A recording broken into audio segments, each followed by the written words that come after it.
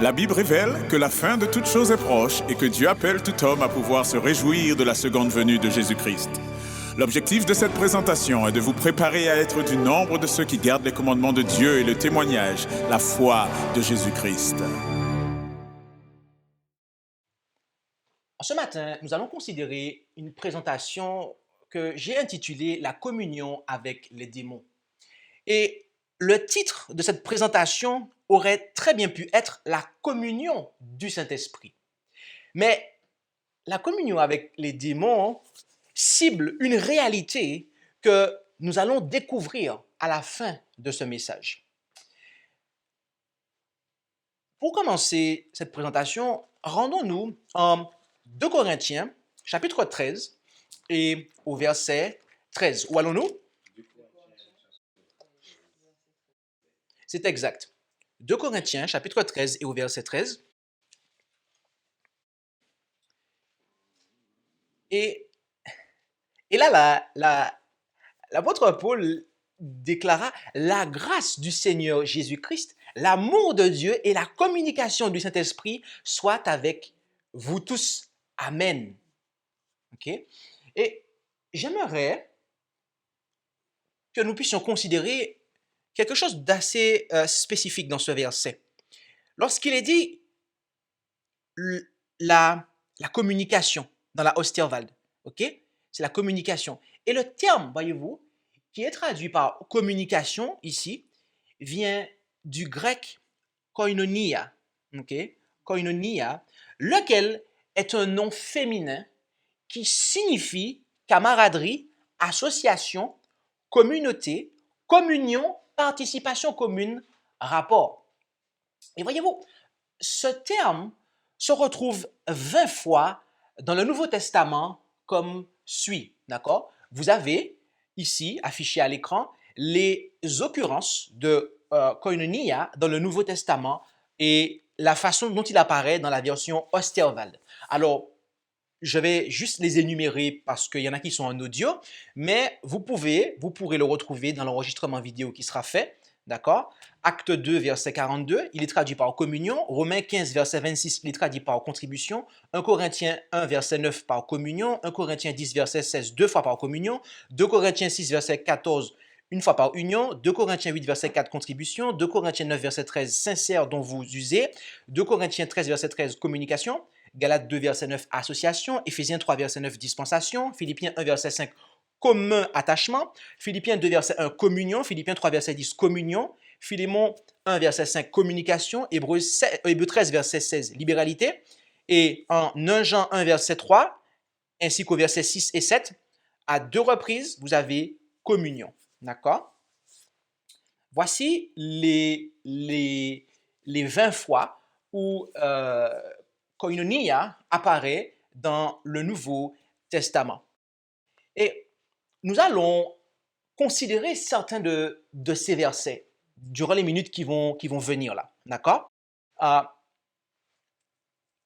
Actes chapitre 2, verset 42, les 3000 âmes, nous est-il dit, eh bien, elles persévéraient, entre autres, dans la communion des apôtres. Considérons cela en Acte 2, verset 41 et 42, que bien évidemment, je vais en même temps afficher à l'écran, de manière à ce que vous puissiez voir. Acte 2, versets 41 et 42. Et là, il est dit, « Ceux donc qui reçurent de bon cœur sa parole furent baptisés, et ce jour-là, environ 3000 âmes furent ajoutées aux disciples.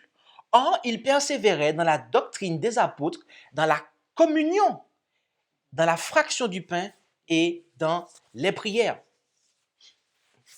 Donc, les âmes qui avaient été baptisées, elles persévéraient notamment dans la communion des apôtres, d'accord? Donc, nous devons nous intéresser à cette communion des apôtres pour bien comprendre de quoi il s'agit en fait. Lorsque Paul nous dit la communication ou communion, parce qu'on peut le comprendre comme ça, communication, communion du Saint-Esprit, pour savoir de quoi il s'agit en fait, ok? Et avec qui nous sommes au final en communion, ok?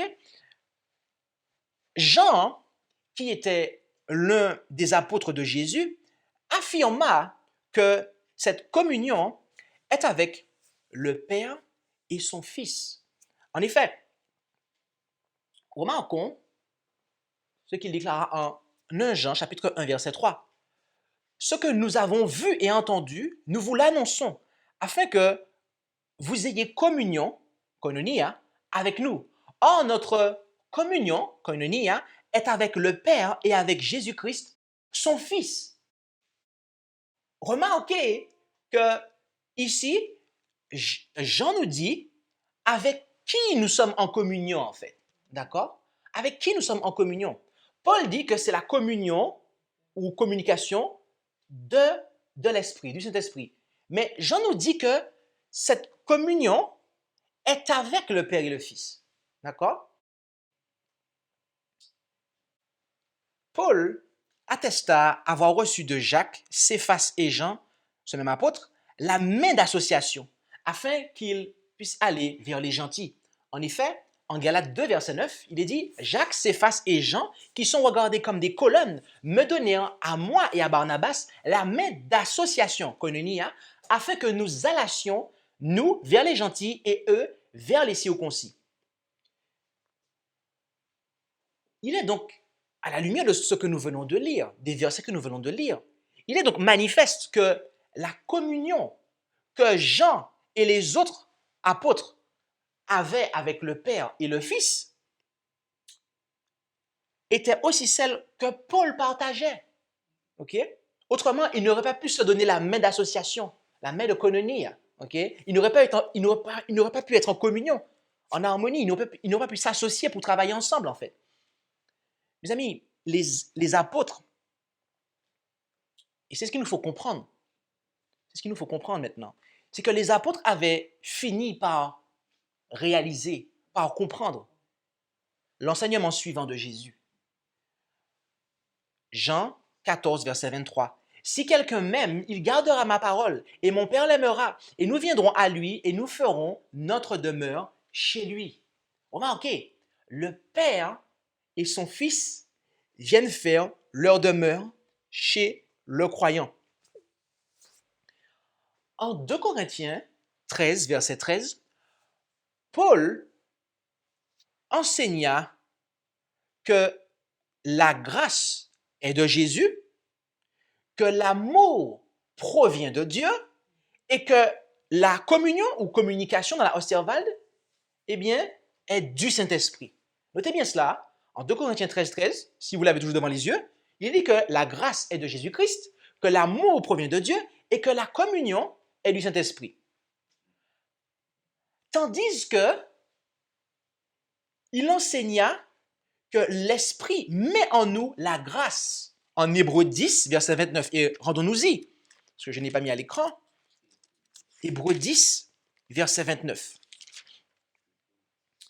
Il est dit, « De quel plus grand supplice pensez-vous que sera jugé digne celui qui foulera aux pieds le Fils de Dieu et qui tiendra pour, et qui tiendra pour profane le sang de l'alliance par lequel il avait été sanctifié et qui outragera l'esprit de la grâce. » D'accord? Donc là, la grâce est liée à l'esprit, en fait, montrant que, eh bien, c'est lui qui met en nous la grâce. D'accord?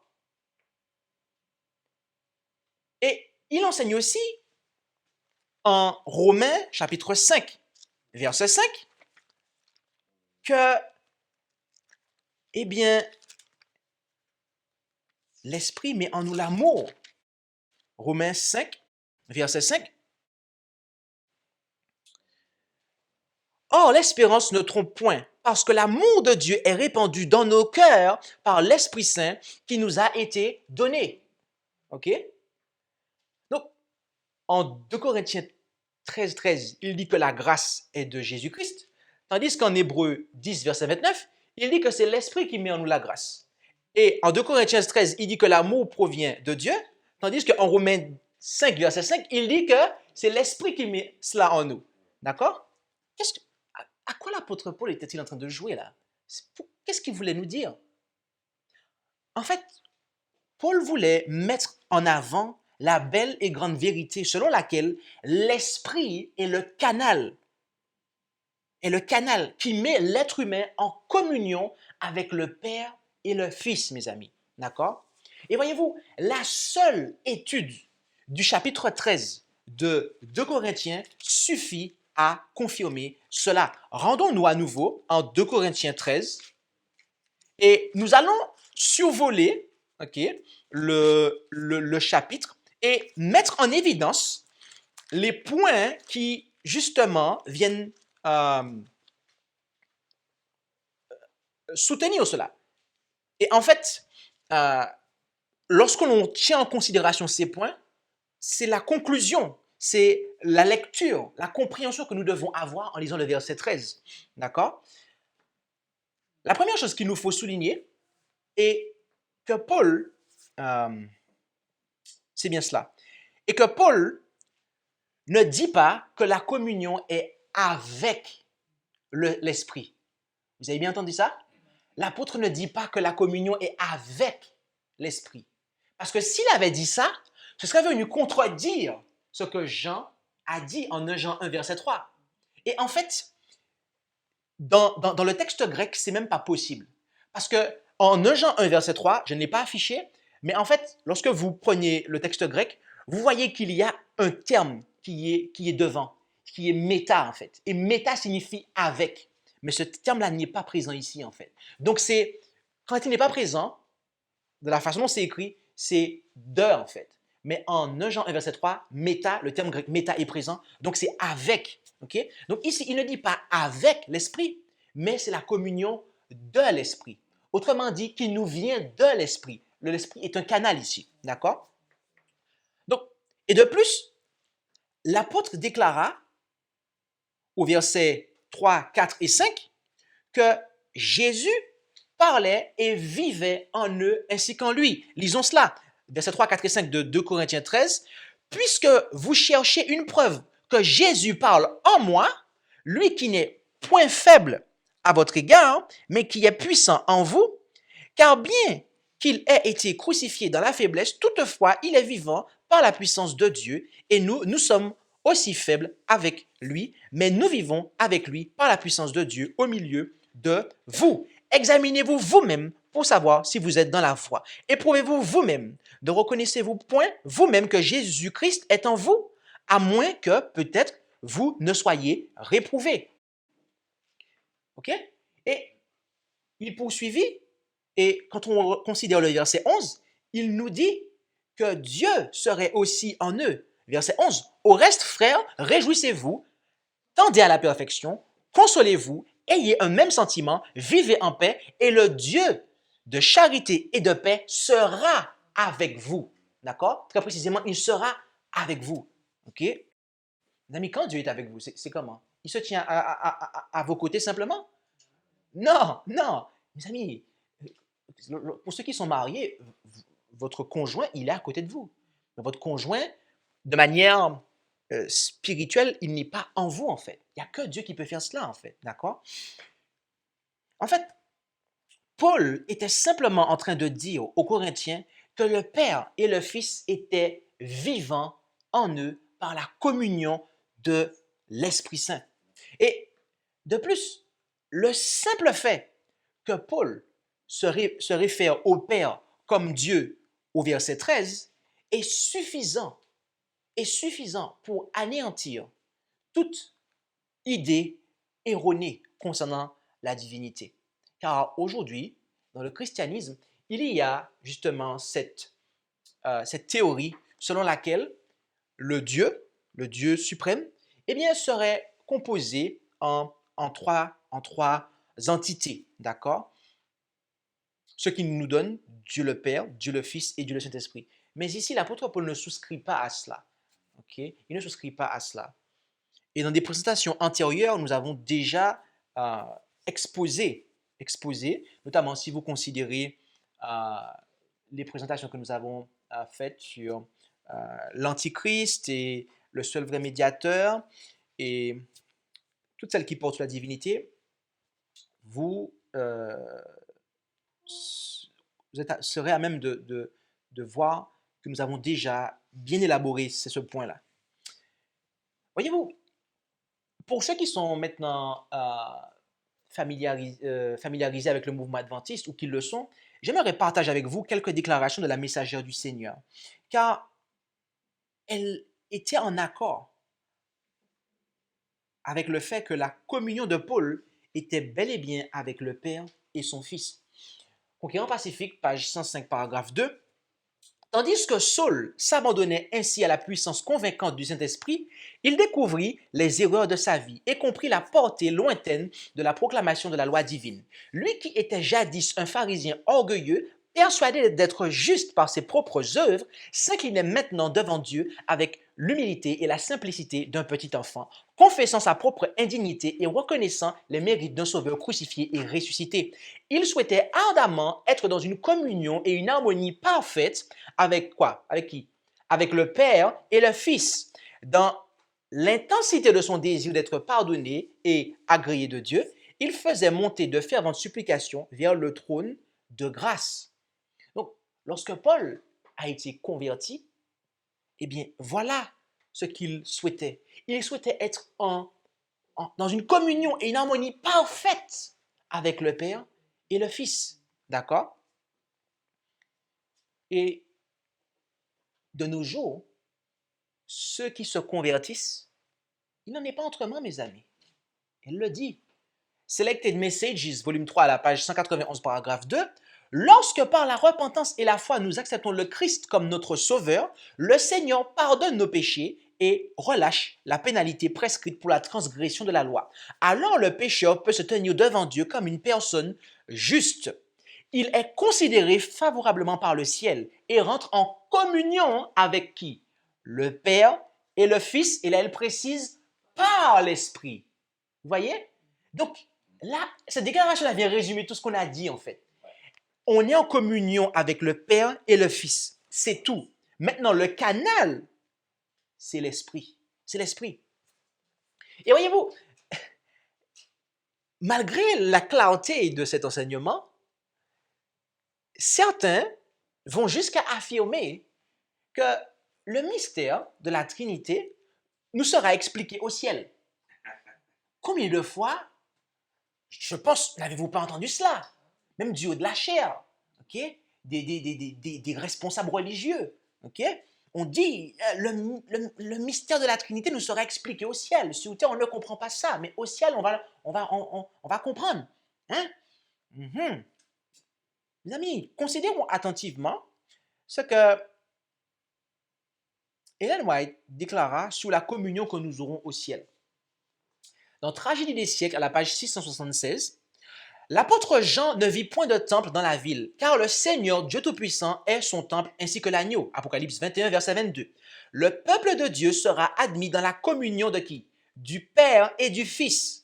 Aujourd'hui, nous voyons au moyen d'un miroir, d'une manière obscure. 1 Corinthiens 13, verset 12.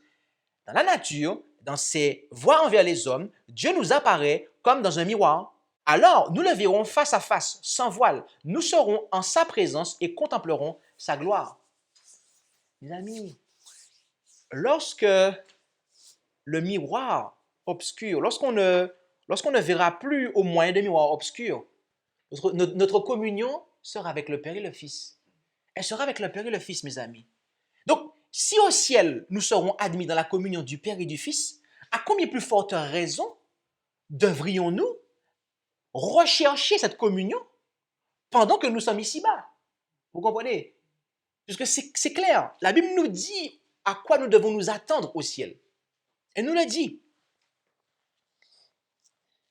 Voyez-vous, la vérité selon laquelle la communion, et le concept même, selon laquelle la communion du croyant est avec le Père et son Fils, fut l'objet de persécution,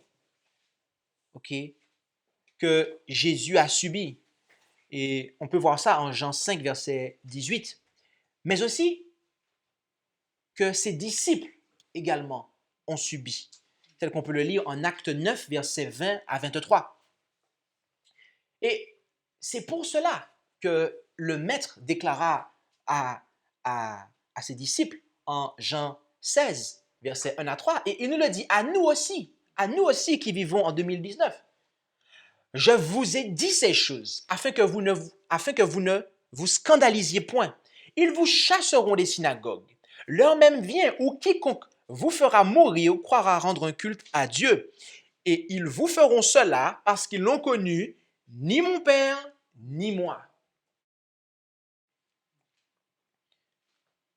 Ce n'est pas quelqu'un d'autre, ce n'est pas autre chose. C'est tout simplement parce qu'ils n'ont connu ni le Père, ni Jésus, ni le Père, ni son Fils, mes amis. Et c'est pour cela qu'ils vont continuer à persécuter et à chasser les synagogues. Voyez-vous, n'ayant pas réussi à détruire cette vérité par l'emploi de la force, eh bien, Satan a changé de tactique. Comment? Qu'est-ce qu'il a utilisé? Parce qu'il n'arrivait pas, par le judaïsme, à éliminer notamment Jésus. Et après, lorsque le judaïsme s'est servi du bras civil, ok, pour éliminer les disciples, ils n'ont pas réussi en fait à éliminer en fait cette vérité de l'évangile, à savoir que nous sommes en communion avec le Père et le Fils. Donc qu'est-ce que Satan a fait? Eh bien, il a suscité dans l'Église de faux docteurs qui ont amené de fausses doctrines à ce sujet. Et cela a commencé du vivant de l'apôtre Paul. Remarquez, 2 Corinthiens 11, verset 4. Car s'il venait quelqu'un qui vous prêcha un autre Jésus que celui que nous vous avons prêché, ou un autre esprit que celui que vous avez reçu, ou un autre évangile que celui que vous avez embrassé, vous le supporteriez fort bien. Et quand vous lisez Acte 20, versets 29 et 30, mais aussi 2 Thessaloniciens 2, verset 7, vous voyez que là, dans le premier texte, l'apôtre Paul annonce que l'apostasie va arriver. Et dans le deuxième, il dit que cela va arriver avant le retour de Jésus et il donne davantage d'éléments. D'accord? Et il disait déjà qu'il y avait un autre Jésus qui était prêché. Il y avait aussi un autre esprit. Et c'est comme ça, mes amis, que Satan a poursuivi. C'est par l'enseignement. Il est rentré par le biais de faux docteurs pour amener un faux évangile. Faisons une pause ici et considérons un aspect technique à nouveau. Le terme koinonia que nous avons vu au départ vient quant à lui de koinonos. Okay? Il vient du terme koinonos, lequel, koinonos, est un nom masculin signifiant partenaire, associé, camarade, compagnon, participant en toute chose. Et koinonos se retrouve quant à lui 10 fois dans le Nouveau Testament comme suit. Okay?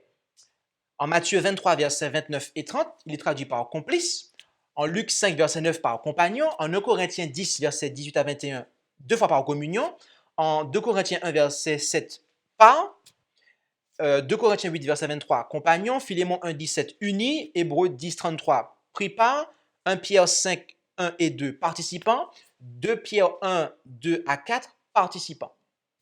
D'accord? Donc, voici les occurrences de koinonos, d'accord? Qui est le nom masculin, d'accord? Qui est associé à koinonia, ok? Et ils ont la même racine, bien évidemment, d'accord? Donc, c'est juste une question de masculin, féminin, d'accord? L'un est féminin, l'autre est masculin. Donc, en fait, c'est la même chose, en fait, ok? C'est la même chose, ok? C'est juste une nuance, d'accord? Donc, nous devons étudier ces deux termes-là pour bien saisir. Okay? Si nous avons une bonne conception de ces termes-là et nous rassemblons les textes, eh bien, nous serons en mesure de saisir toute l'image que la Bible nous présente sur la communion, en fait. D'accord? J'aimerais entamer cette deuxième partie parce que là, avec l'introduction de koinonos, nous avons entamé la deuxième partie de cette présentation. J'aimerais entamer cette deuxième partie avec un verset dans lequel koinonos est présent, qui est 2 Pierre 1, versets 2 à 4. Là, il nous est dit, la grâce et la paix vous soient multipliées dans la connaissance de Dieu et de notre Seigneur Jésus.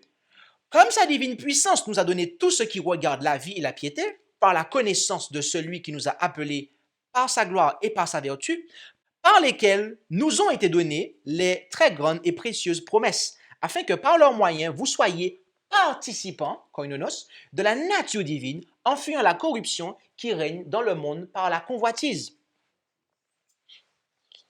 Ici, l'apôtre Pierre nous explique que la communion que nous avons est au cœur même du développement de notre caractère. D'accord? En fait, il est en train de dire que par la connaissance de celui qui nous a appelés par sa gloire et sa vertu, lequel est Dieu le Père, sa divine puissance, Jésus-Christ, par le moyen de l'Esprit, ok? Si vous comparez 1 Corinthiens 1, verset 24 et Romains 14, verset 17, vous allez comprendre que c'est Jésus-Christ par le moyen de l'Esprit, qui est la divine puissance de Dieu, eh bien, nous donne tout ce qui appartient à la vie et à la piété, de sorte que nous soyons faits participants de la nature divine, étant échappés de la corruption qui règne dans le monde par la convoitise. Et cela, grâce à quoi? Grâce aux précieuses promesses qui font partie de ce qu'il nous donne, mes amis. Ainsi, dans cette connaissance de Dieu et de Jésus-Christ, la grâce et la paix nous seront multipliées. C'est dans cette connaissance de Dieu et de Jésus-Christ, nous dit l'apôtre Pierre, que la grâce et la paix nous seront multipliées. Et l'apôtre clarifie ici le fait que la connaissance de Dieu est indispensable pour le développement du caractère. Ce n'est pas une option, mes amis. Et elle est par conséquent à la base de notre communion avec lui. Et la messagère est d'accord avec cela. En effet, en Conquérant Pacifique, à la page 474, elle déclara: l'apôtre explique aux croyants que les progrès spirituels peuvent être comparés à une échelle dont chaque degré représente une marche en avant dans la connaissance de Dieu. Cette marche ne doit pas comporter d'arrêt. La foi, la vertu, la connaissance, la tempérance, la patience, la piété, l'amour fraternel et la charité constituent les degrés de cette échelle. Nous sommes sauvés en gravissant échelon par échelon et en nous élevant pas à pas au niveau tracé par le Christ. C'est ainsi qu'il est fait pour nous sagesse, justice, sanctification et rédemption. Dieu appelle ses enfants à la gloire et à la vertu. Ces grâces se manifestent dans la vie de tous ceux qui sont vraiment en communion avec lui. Devenus participants du don céleste, ils tendent à la perfection puisqu'ils sont gardés par la puissance de Dieu, par la foi. 1 Pierre 1, verset 5. Dieu a fait une gloire d'accorder sa force à ses enfants, car il désire les voir atteindre les plus hauts sommets de la vie spirituelle. Lorsqu'ils saisissent par la foi la puissance du Christ, lorsqu'ils sont convaincus que ses promesses sont infaillibles et qu'ils s'en réclament, lorsqu'ils recherchent avec insistance le secours du Saint-Esprit, alors ils seront rendus parfaits en lui. Après avoir accepté l'Évangile, le chrétien doit avoir le souci immédiat d'acquérir la vertu. C'est ainsi qu'il purifiera son cœur et se préparera à recevoir la connaissance divine. Celle-ci, donc la connaissance divine, est à la base même de toute éducation et de tout véritable service. Seule sauvegarde contre la tentation, la connaissance divine, peut rendre le caractère semblable à celui de Dieu. Par cette connaissance de qui? Du Père et du Fils. Jésus-Christ nous a donné tout ce qui contribue à la vie et à la piété. Voyez?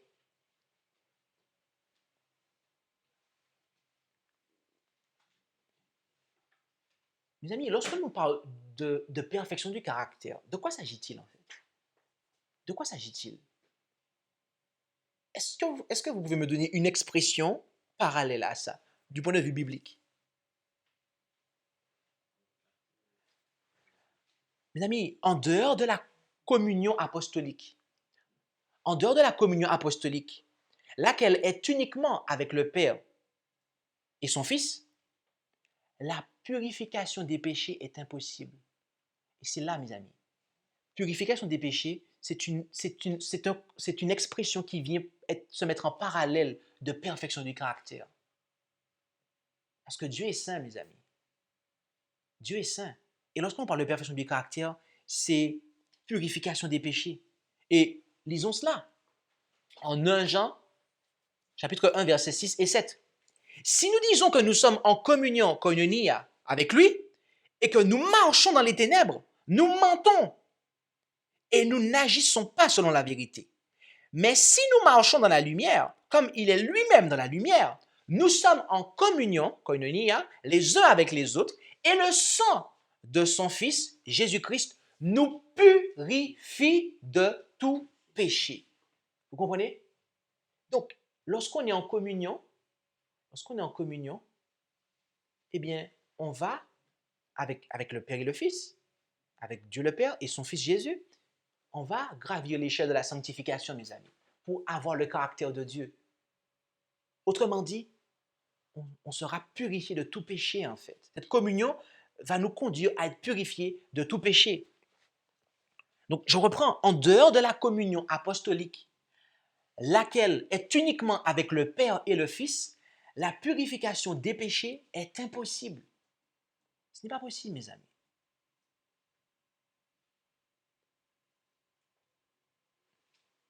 C'est pour cela que nous lisons Conquérant Pacifique, page 475.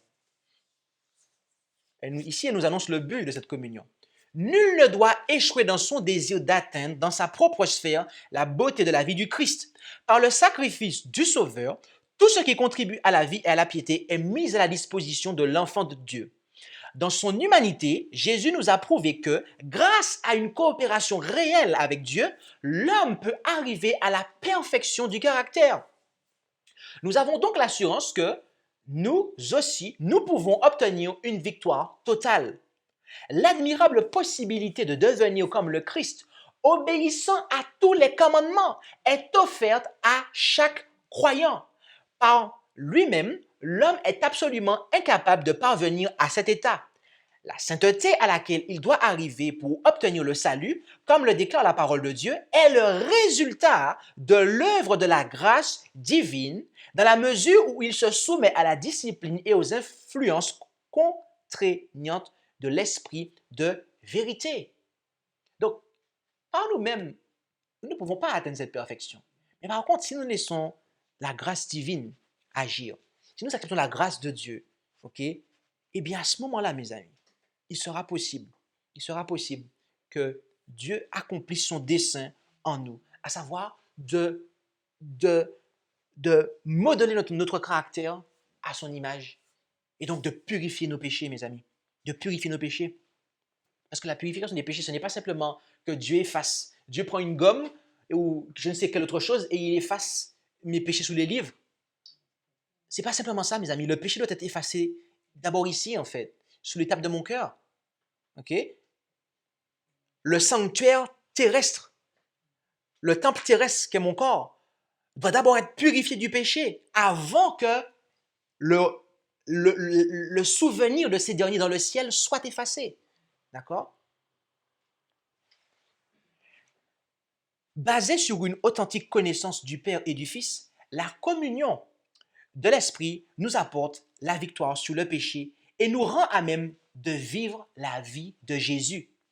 Et cela est possible en vertu de son sacrifice.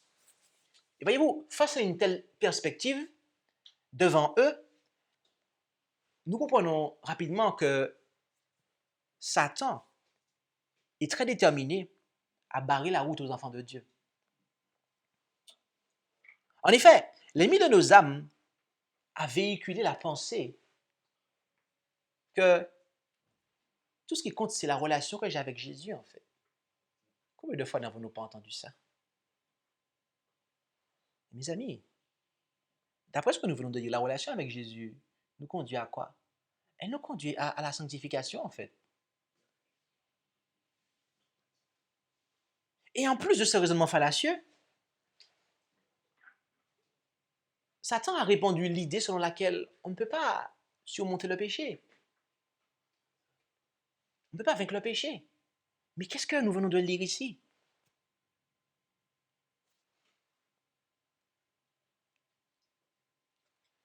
Ce n'est pas une utopie, mes amis, la victoire sur le péché. Ce n'est pas une utopie. La Bible en parle de manière claire. Si donc l'authentique connaissance de Dieu le Père et de son Fils Jésus-Christ est la source de tout ce qu'il nous faut pour l'avancement de notre caractère, le perfectionnement de notre caractère, devrais-je dire, il en découle qu'une autre communion va entraver le perfectionnement de notre caractère. Une autre communion va venir, eh bien, nous empêcher de purifier nos âmes.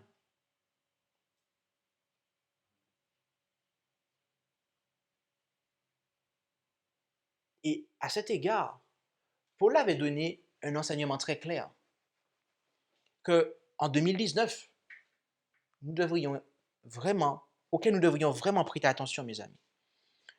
Considérons 1 Corinthiens, chapitre 10, versets 16 à 22. Je vous invite à le prendre. Je vais l'afficher sur l'écran, mais je vous invite à ouvrir vos Bibles. Je vais vous attendre. Prenez vos Bibles et prenons ensemble 1 Corinthiens 10, versets 16 à 22. Parce que ce que j'affiche sur l'écran, c'est vraiment pour vous montrer que le texte, tel mot provient de koinonia ou koinonos, mais j'aimerais que nous puissions lire ça ensemble. Parce que voilà un texte, mes amis, qui va être qui va venir entamer la conclusion de cette présentation. OK? Et qui va venir expliquer pourquoi le titre de cette présentation. 1 Corinthiens 10, versets 16 à 22. La coupe de bénédiction que nous bénissons n'est-elle pas la communion koinonia au sang du Christ? Le pain que nous rompons n'est-elle pas la communion koinonia au corps du Christ? Comme il y a un seul pain, nous qui sommes plusieurs ne sommes qu'un seul corps, car nous participons tous au même pain. Voyez l'Israël selon la chair. Ceux qui mangent des victimes, n'ont-ils pas communion, et là c'est koinonos, avec l'autel? Que dis-je donc? Que l'idole soit quelque chose, ou que ce qui est sacrifié à l'idole soit quelque chose? Non, mais que ce que les gentils sacrifient, ils le sacrifient à des démons et non à Dieu. Or, je ne veux pas que vous ayez communion, koinonos, avec les démons. Vous ne pouvez boire la coupe du Seigneur et la coupe des démons. Vous ne pouvez participer à la table du Seigneur et à la table des démons. Voulons-nous provoquer la jalousie du Seigneur? Sommes-nous plus forts que lui?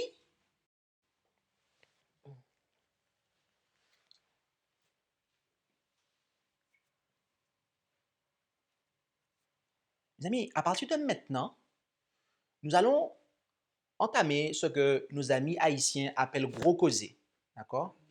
C'est-à-dire que c'est quelque chose qui est extrêmement important. L'apôtre Paul parle de la coupe de bénédiction, c'est-à-dire la coupe sur laquelle la bénédiction est prononcée lors de la célébration de l'ordonnance du souper du Seigneur. Et en instituant cette ordonnance, à l'occasion du dernier souper de la Pâque, qu'il mangea avec ses disciples immédiatement avant son arrestation, Jésus, Matthieu 26, versets 27 à 29, ayant aussi pris la coupe et rendu grâce, il la leur donna en disant, buvez-en tous, car ceci est mon sang, le sang de la nouvelle alliance, qui est répandu pour plusieurs, pour la rémission des péchés. Or, je vous dis que désormais, je ne boirai plus de ce fruit de la vigne, jusqu'au jour où je le boirai nouveau avec vous dans le royaume de mon Père. Et l'apôtre Paul fait écho à cela en 1 Corinthiens 11, versets 25 et 26.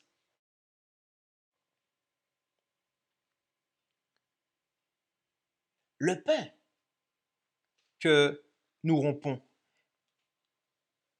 Et quant à lui, le pain qui est rompu lors de la célébration de l'ordonnance du souper du Seigneur. En effet, en Matthieu 26, verset 26, et comme il mangeait, Jésus prit du pain et ayant rendu grâce, il le rompit et le donna à ses disciples et dit, prenez, mangez, ceci est mon corps. Et l'apôtre Paul fait allusion à cela en 1 Corinthiens 11, verset 24. Donc, il est manifeste que ici, Paul fait allusion au service de communion, en fait. D'accord? Ce que la Bible appelle, le terme biblique de ce que les adventistes et les protestants appellent Sainte Seine, le terme biblique, c'est la communion, mes amis. D'accord? OK? Et l'esprit de prophétie, lorsqu'elle en parle, c'est communion qu'elle emploie. En français, les traducteurs, ils ont mis Sainte Seine, mais Madame White n'a jamais parlé de Sainte Seine. OK? Je vous le dis juste, c'est toujours the Lord's Supper, c'est-à-dire le souper du Seigneur, ou the communion, la communion. Okay? Et c'est pour cela que lorsque nous avons des services, nous l'appelons service de communion et parfois même nous rajoutons fraternel. D'accord? Ce n'est pas parce que on a une inspiration catholique, c'est parce que c'est biblique. D'accord?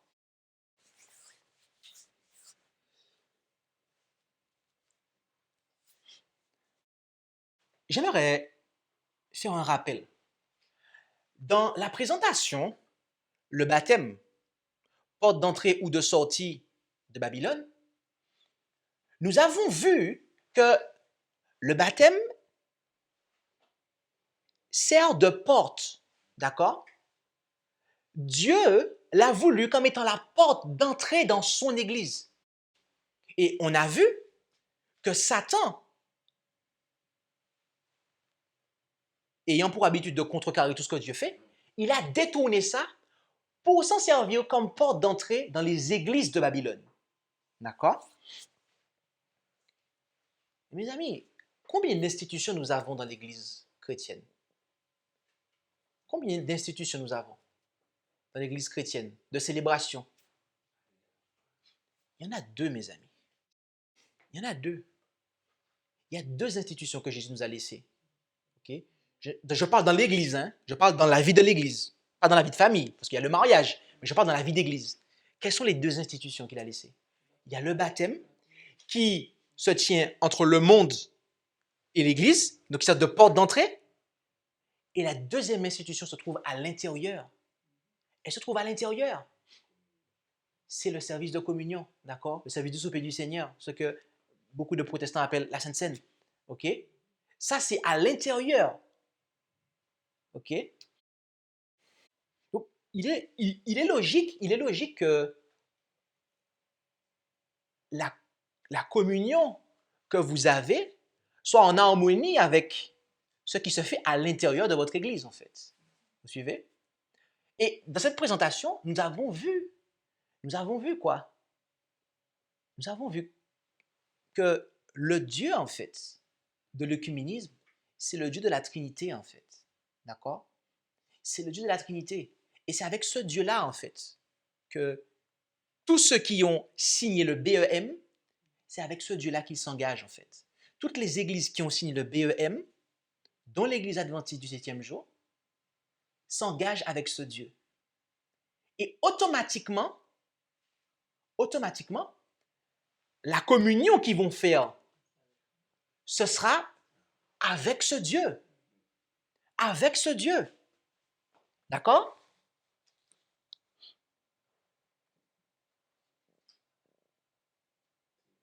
Paul poursuit son explication sous le danger que représentent les choses mangées offertes aux idoles. Son argumentation est basée sur le fait qu'en participant au service de communion, les croyants participent au corps et au sang du Christ et deviennent ainsi un seul corps avec Christ. Or, une fois que vous vous êtes unis à Christ et à son corps, n'est-il pas incohérent de prendre part à des célébrations de communion? N'est-il pas incohérent d'aller faire ce que les protestants appellent la Sainte Seine, qui nous met en communion avec une idole, donc de prendre part à une célébration idolâtre et d'entrer ainsi en communion avec des esprits auxquels les offrandes sont faites. Au verset 20, l'apôtre Paul parle de la communion avec les démons. Lorsqu'on a la connaissance, mes amis, de la véritable nature des idoles, à savoir la communion avec Satan et ses mauvais anges, eh bien, on comprend pourquoi Paul a instamment exhorté les Corinthiens à éviter l'idolâtrie. En tant que chrétiens, mes amis, nous sommes dédiés au Christ et nous lui appartenons à lui seul, non seulement par ordre de création, mais aussi par ordre de rédemption. Et Christ ne veut pas que nous ayons aucune part dans des cérémonies idolâtres. Parce que remarquez ce que l'apôtre a dit. Remarquez ce que l'apôtre déclara en 1 Corinthiens 10, lorsqu'il a dit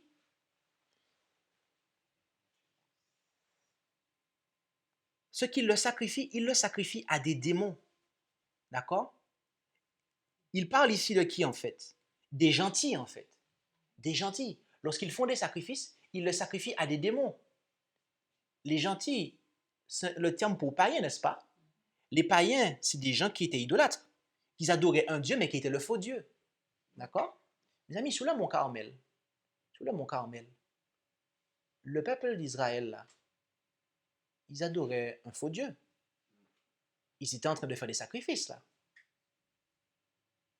Or, d'après l'apôtre Paul, ils étaient en train, en fait, d'avoir un culte en l'honneur des démons, en fait.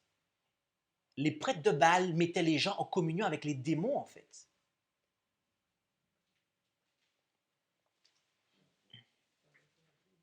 Vous pensez que je suis extrémiste? Vous pensez que j'exagère? Voilà un texte. Non, je ne peux pas exagérer parce que le texte lui-même le dit, Paul lui-même le dit, en fait. Et deuxièmement, l'esprit de prophétie le confirme. Prophète et roi, page 133, paragraphe 1. Des multitudes ont une conception erronée de Dieu et de ses attributs. Et elles servent ainsi un faux Dieu comme les adorateurs de Baal. Mes amis, le simple fait d'avoir une conception erronée de Dieu, nous sommes au même niveau. Nous sommes au même niveau que les adorateurs de Baal. Nous pouvons être chrétiens, observer le sabbat, mais avoir une mauvaise conception de Dieu, mes amis, cela eh bien, vient anéantir toute différence qu'il y a entre nous et les adorateurs de Baal.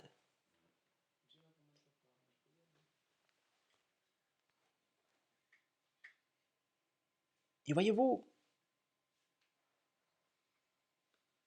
les choses sont claires. Les choses sont claires. Les services de Sainte-Seine qui sont organisés dans les églises protestantes, qu'elles soient baptistes, méthodistes, nazaréennes, adventistes du 7e jour. En clair, toutes les églises, mes amis, qui ont signé le BEM, ces services de communion-là, mes amis, ces services religieux-là, sont en fait des contrefaçons de la communion du Seigneur. Et ces services-là, en fait, mettent en communion avec des démons. Je le répète, ces services de Sainte-Seine qui sont pratiqués dans les églises protestantes qui ont signé le BEM sont des services qui mettent en communion avec des démons. Et tous les croyants qui y participent rentrent en communion avec des démons, en fait. Comme je vous ai dit, c'est pas Ticozé qui l'a. C'est Gokosé, mes amis. Et qu'est-ce que nous devons faire lorsque nous comprenons cela? Qu'est-ce que nous devons faire? Mes amis, si je vous dis que Dieu vous aime, vous me croyez? Amen. Et Dieu nous aime, qu'est-ce qu'il veut pour nous? Il veut qu'on soit sauvés. D'accord. Si je vous dis que Dieu a la solution pour nous dans la Bible, vous me croyez? Jusqu'en 2019, hein? Vous voyez, et c'est ce que j'aime avec la Bible, c'est qu'en fait, Dieu nous a tout donné, mes amis. Dieu nous a tout donné. Et la Bible est pertinente même en 2019, mes amis. OK? Considérons la solution de Dieu. 2 Corinthiens 6, verset 14 à 18. Et suivez bien. Ne vous mettez pas sous un même joug avec les infidèles. Car qu'y a-t-il de commun entre la justice et l'iniquité? Et quelle union, koinonia, dit-il, quelle union y a-t-il entre la lumière et les ténèbres? Quel accord entre Christ et Bélial? Ou quelle part a le fidèle avec l'infidèle? Et quel rapport entre le temple de Dieu et les idoles? Car vous êtes le temple du Dieu vivant. Comme Dieu l'a dit, j'habiterai au milieu d'eux et j'y marcherai. Je serai leur Dieu et ils seront mon peuple. C'est pourquoi sortez du milieu d'eux et vous séparez, dit le Seigneur, et ne touchez point à ce qui est impur, et je vous recevrai, et je serai votre Père, et vous serez mes fils et mes filles, dit le Seigneur Tout-Puissant. Mes amis, vous pensez sincèrement, et je crois que vous êtes sincères, vous tous qui allez regarder cette présentation, d'accord, et qui êtes des membres, et que vous êtes encore des membres de ces églises qui ont signé le BEM, d'accord? Je pense que je suis sûr que vous êtes des gens vous êtes sincères. Mais j'aimerais dans votre sincérité vous poser la question suivante. Est-ce que vous pensez, à la lumière de ce texte-là, que Dieu peut venir habiter en fait dans une église qui est ouvertement en communion avec des démons en fait?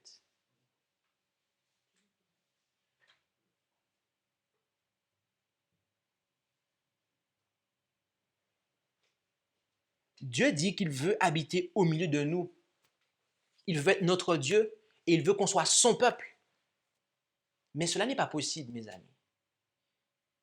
Si nous restons là où l'idolâtrie, en fait, est pratiquée.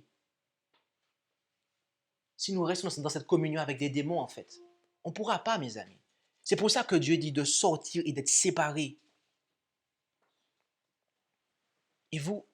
Et nous devons le faire. Nous devons le faire. C'est ce que Dieu nous demande. Remarquez, levez vos yeux en haut, à la page 307, paragraphes 2 et 3. Se singulariser pour le plaisir d'être unique est absolument détestable et indigne d'un chrétien. Mais se singulariser parce que l'adoration de Dieu et de Dieu seul l'exige revêt l'homme de la dignité des cieux. Nous ne devons pas craindre de nous distinguer lorsque le devoir l'exige pour honorer et exalter Dieu. Ne recherchez pas la singularité pour le plaisir d'être remarqué, mais pour éviter le péché et ne pas déshonorer Dieu. Dans ce cas, les multitudes qui s'opposent à nous ne doivent pas nous préoccuper. Tu ne suivras point la multitude pour faire le mal. Exode 23, verset 2.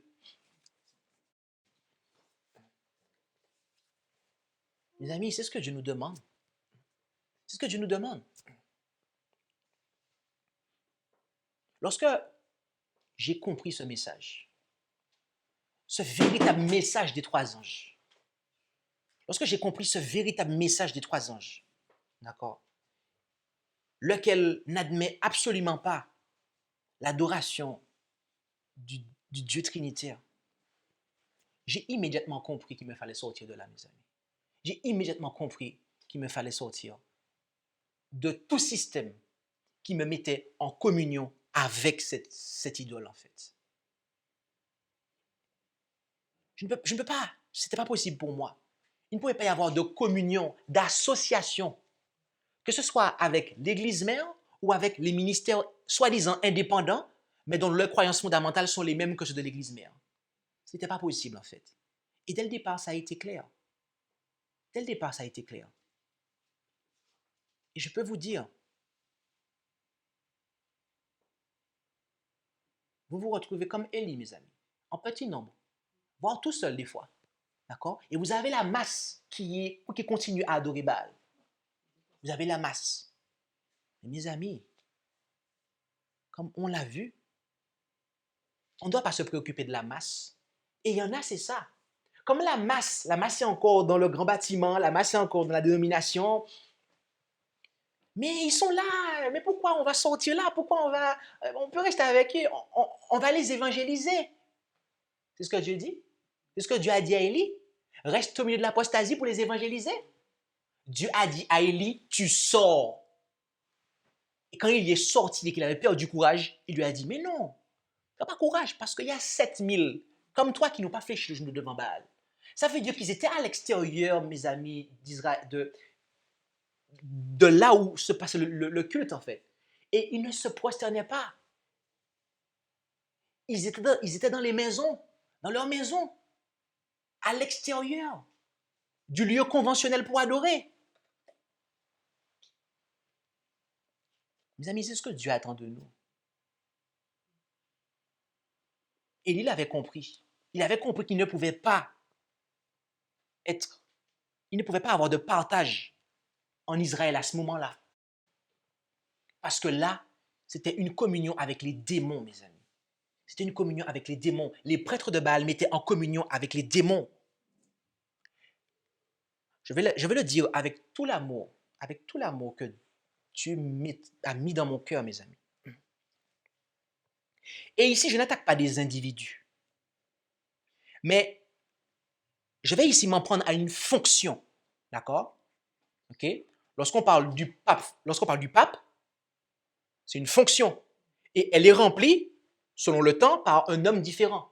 Donc, lorsqu'on parle du pape, on ne fait pas systématiquement référence au pape François, mais on parle d'une fonction. D'accord? Tout comme quand on dit le président de la République, à une époque c'était Sarkozy, après c'était Hollande, et maintenant c'est Emmanuel Macron. D'accord? Donc on parle d'une fonction.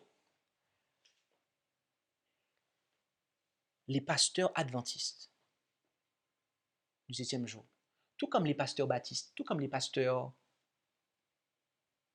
méthodistes, nazaréens, d'accord? Aujourd'hui, les pasteurs adventistes de l'Église moderne mettent les gens en communion avec des démons. Ce sont des prêtres de Baal. Il n'y a pas de différence entre eux et les prêtres de Baal, puisqu'ils servent un faux Dieu. Ils servent un faux Dieu. Et automatiquement, ceux qui rentrent dans cette communion-là, le sachant ou non, mais ils rentrent dans la communion avec les démons, mes amis. Et ce n'est pas une attaque personnelle, vraiment. Mais, mes amis, il nous faut appeler le péché par son nom. Et il nous faut dire la vérité telle qu'elle est. Car l'erreur n'a jamais sanctifié. Elle ne sanctifie à l'heure toujours pas, et demain, elle ne va pas sanctifier. Et l'erreur ne sera jamais vérité, tout comme la vérité ne sera jamais erreur, mes amis. Donc, je le répète, tous les ministres, d'accord, du ministre, du prêtre catholique, en passant par le prêtre baptiste, en passant par le pasteur baptiste, jusqu'au pasteur adventiste du 7e jour de la dénomination actuelle qui adore la Trinité, ce sont des prêtres de Baal qui mettent les croyants en communion avec des démons.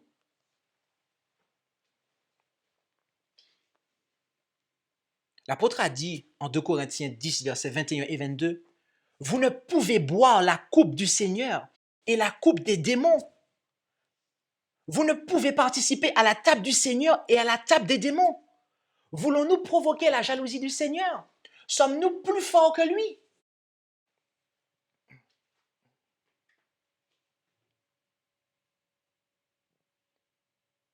J'aimerais m'adresser maintenant de manière globale,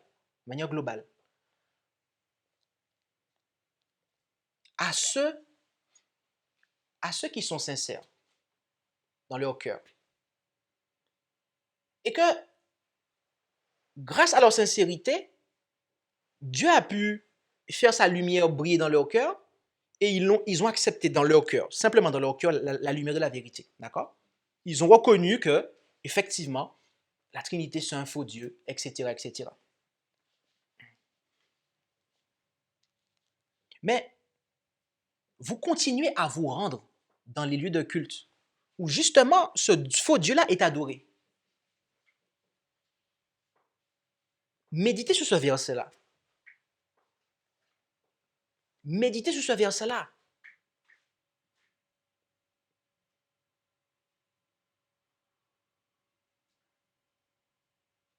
On ne peut pas, mes amis, boire la coupe du Seigneur et la coupe des démons.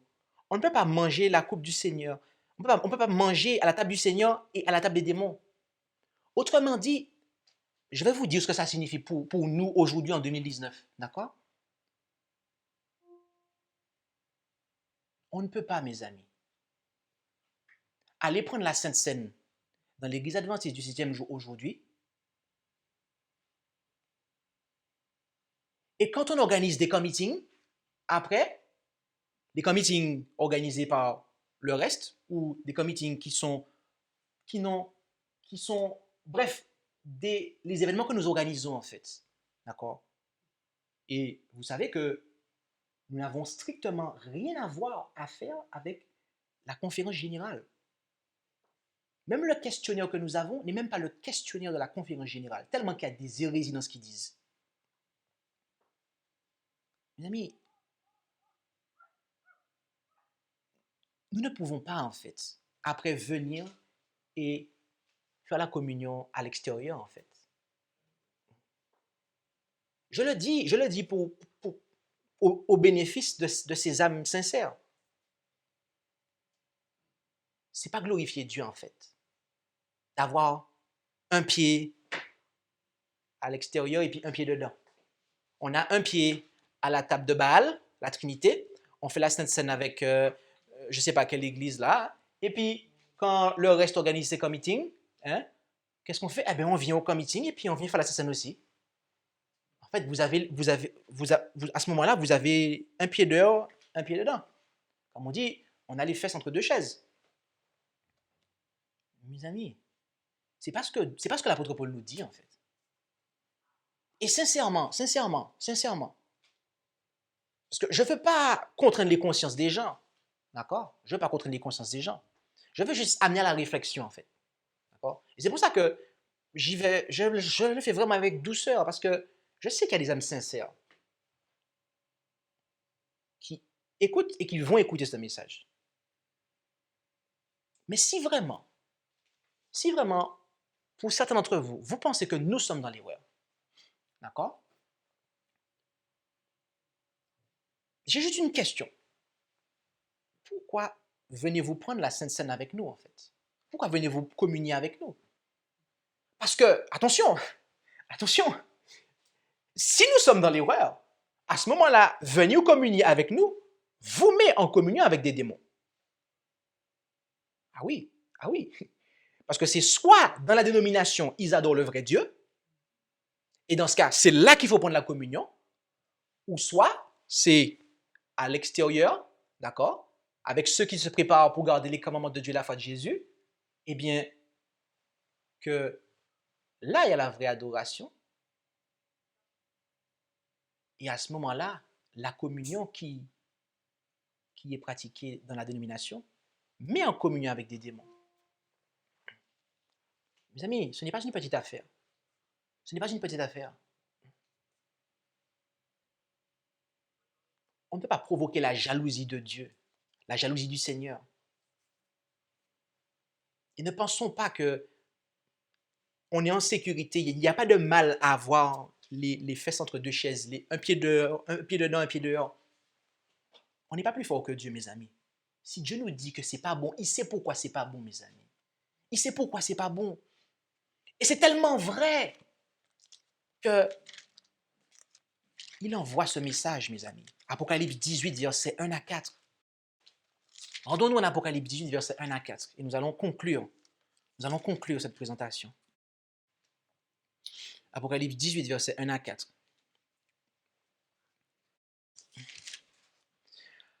Après cela, je vis descendre du ciel un autre ange qui avait un grand pouvoir. La terre fut éclairée de sa gloire. Et il cria avec force et à grande voix et dit, elle est tombée, Babylone la grande, et elle est devenue la demeure de l'Esprit de Dieu. C'est ça?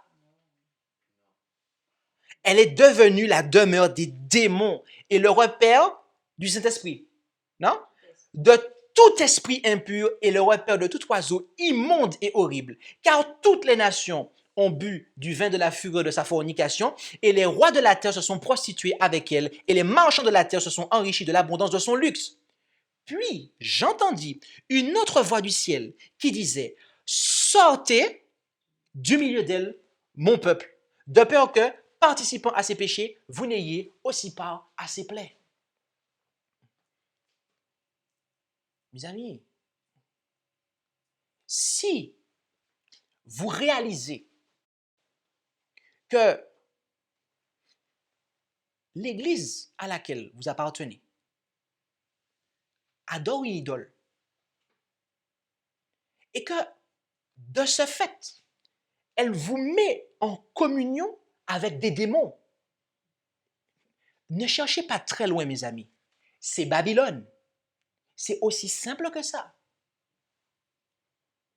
C'est aussi simple que ça, mes amis. Parce que Babylone, c'est la demeure des démons. C'est la demeure des démons. Et quand vous êtes dans Babylone, mes amis, du fait que Babylone, c'est la demeure des démons, vous êtes en communion avec des démons. Donc, je reprends le raisonnement, parce que c'est très logique, mes amis, et c'est très simple. Il ne faut pas avoir fait bac plus 5 pour comprendre ça. C'est très simple, mes amis. C'est très simple. Dieu, il parle à des gens qui sont très simples d'esprit, en fait. Si l'église dans laquelle vous êtes adore une idole, c'est qu'elle met en communion avec des démons et qu'elle est de ce fait un repère de démons, d'esprits impurs. Par conséquent, c'est Babylone. Mère ou fille, à voir, mais au minimum, ce sera une fille de Babylone. Et deuxièmement, Dieu ne nous dit pas, il ne vous dit pas de rester. Oh, reste là, il n'y a pas de souci. Je vais m'occuper de toi. Je vais te protéger, il n'y a pas de souci. Vas-y. Va manger à la table de Baal et puis je vais te protéger. Hein? C'est ce que Dieu dit? C'est ce que tu dis? Tu sors. Mon enfant, tu sors.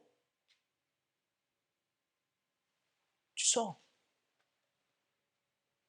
C'est ce qu'il a dit à Élie. Il n'a pas laissé Élie à l'intérieur d'Israël à ce moment-là. Il a dit à Élie, tu t'en vas. Tu t'en vas. Mais pas que à Élie, aux 7000 autres. Et quand il y est retourné, ce n'était pas pour adorer, mes amis.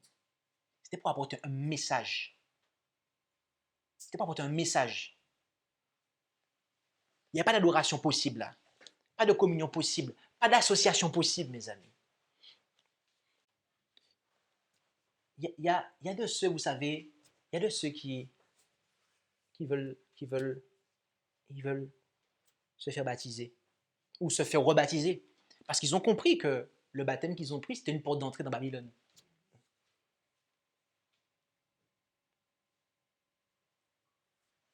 Mais pourtant, ils veulent continuer à rester dans Babylone. Et ils m'appellent. Il me dit, pasteur, je vais me faire baptiser. Alors moi, je dis, amen, gloire à Dieu. Gloire à Dieu. Et malheureusement, des fois, je me rends compte que, en fait, on veut se faire baptiser, mais c'est pour continuer à rester dans Babylone, en fait. C'est pour continuer à avoir une communion avec les démons. Mes amis, tout particulièrement à vous tous, mes amis bien-aimés, qui avez un cœur sincère, j'aimerais vous poser la question suivante, laquelle a été posée il y a très longtemps par un homme austère, un homme qu'on considérait bizarre en Israël. J'aimerais vous poser la question suivante. Jusqu'à quand boiterez-vous des deux côtés? Si l'Éternel est Dieu, suivez-le. Mais si c'est Baal, suivez-le. J'espère que vous n'allez pas rester en silence, comme le peuple a fait à la fin du verset 21 de 1 Roi 18. Mais j'espère que vous allez rentrer en vous-même, mes amis, et que vous réaliserez que ce n'est pas une petite affaire. Ce n'est pas une petite affaire, mes amis. Et si vous connaissez, pour vous qui avez déjà compris ces réalités, si vous connaissez de la famille, des amis qui, eh bien, sont malheureusement encore dans ces églises de Babylone qui mettent en communion avec des démons. Il nous faut, avec douceur et amour, leur dire les choses.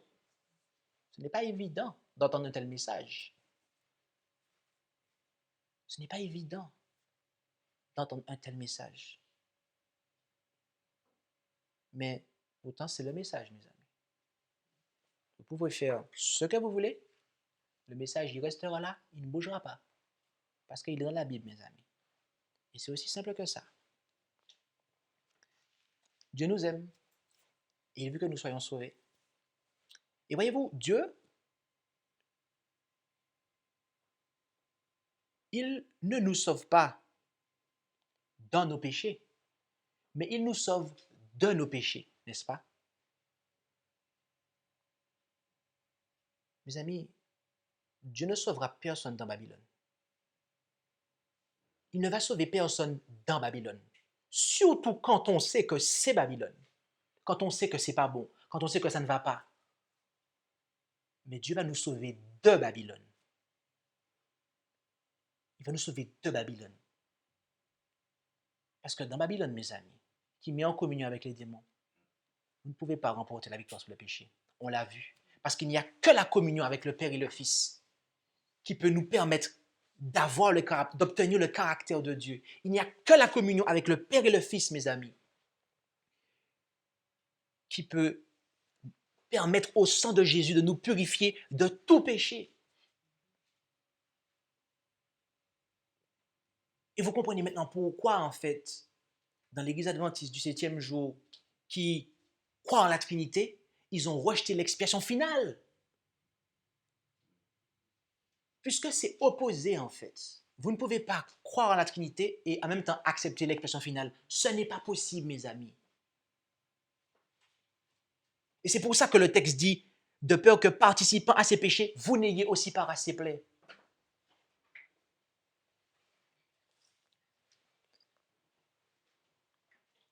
Puisse le Seigneur nous bénir tout un chacun. Puisse sa lumière resplendir dans nos vies, que Satan désire accaparer par les ténèbres. Et puis sur nous, mes amis, prendre cette décision, si elle n'est pas encore prise,